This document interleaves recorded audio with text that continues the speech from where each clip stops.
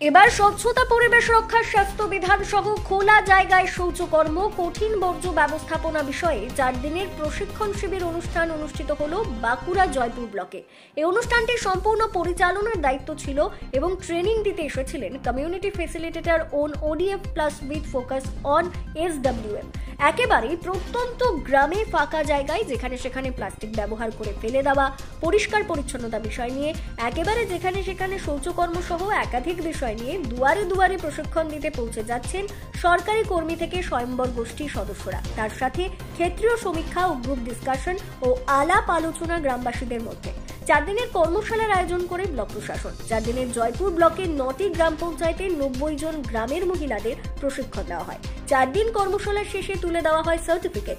আগামী দিনে গ্রামে গ্রামে স্বচ্ছতা বজায় রাখতে গ্রামের পরিবেশ আরো উন্নত থেকে উন্নততর করার লক্ষ্যে পশ্চিমবঙ্গ সরকারের একাধিক প্রকল্পের মধ্যে এটাও একটি শিক্ষণীয় শিবির। এই শিবির এবার মানুষের দুয়ারে দুয়ারে পৌঁছে যাবে বলেই জানান জয়েন্ট বিডিও। কি বলছেন এই কর্মশালাকে নিয়ে জয়পুর ব্লকের joint block development officer Subhajit Shikari, চলুন শোনাবো আপনাদের।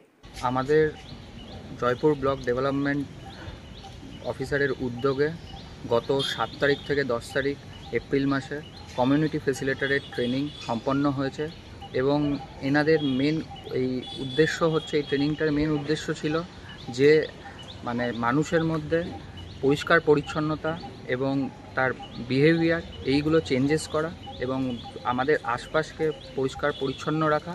কারণ আমরা জানি যে গভর্নমেন্ট যে সমস্ত ইনফ্রাস্ট্রাকচার বানাচ্ছে, যেমন রাস্তাঘাট এগুলো বানাচ্ছে, তার সাথে সাথে আমাদের ভবিষ্যৎ প্রজন্মের জন্য একটা সুন্দর পৃথিবী ভবিষ্যৎ প্রজন্মকে উপহার দিয়ে যাওয়া, এবং সেই উদ্দেশ্যেই কিন্তু এই ট্রেনিংটা হলো। এবং টোটাল 90 জন আমাদের পঞ্চায়েত থেকে এসেছিলেন এবং সেনারা এই ট্রেনিংটা নিয়ে তাদের পাড়ায় পাড়ায় গিয়ে মানুষের মধ্যে জনসচেতনতা গড়ে তুলবে, যাতে আমরা পরিষ্কার পরিচ্ছন্নতা মেনটেন করি, হাইজিন মেনটেন করি এবং যে আবর্জনা সেগুলোকে ঠিকভাবে যাতে নিষ্কাশন করি এবং সেগুলো কঠিন বর্জ্য ব্যবস্থাপনার যে ইউনিটগুলো আছে তার মাধ্যমে আমরা যাতে সেগুলো রিউজেবল করতে পারি, প্লাস্টিকগুলোকে দিয়ে আমরা যেমন রিউজেবল করতে পারি, সেই সমস্ত নিয়ে ট্রেনিংটা ছিল এবং সেটি সম্পন্ন হয়েছে সুষ্ঠুভাবে। আশা রাখবো যে আগামী দিনে এটা খুব ভালোভাবে ইমপ্লিমেন্টেশন হবে আমাদের ব্লকের জুরিডিকশনের মধ্যে। স্যার, ট্রেনিং কারা দিলেন? ট্রেনিং দিলেন ইউনপস হচ্ছে panchayat rural development government of West বেঙ্গলের সঙ্গে, ওনারা একসঙ্গে গাঁটছাড়া বেঁধে ইউনপস এসেছিলেন এবং ওখান থেকেই ট্রেনার এসেছিলেন, স্টেটের থেকেও ট্রেনার এসেছিলেন। টোটাল 6 জন ট্রেনার নিয়ে এই ট্রেনিংটা হলো। সুযোগ কারা পেলেন ট্রেনিংয়ের?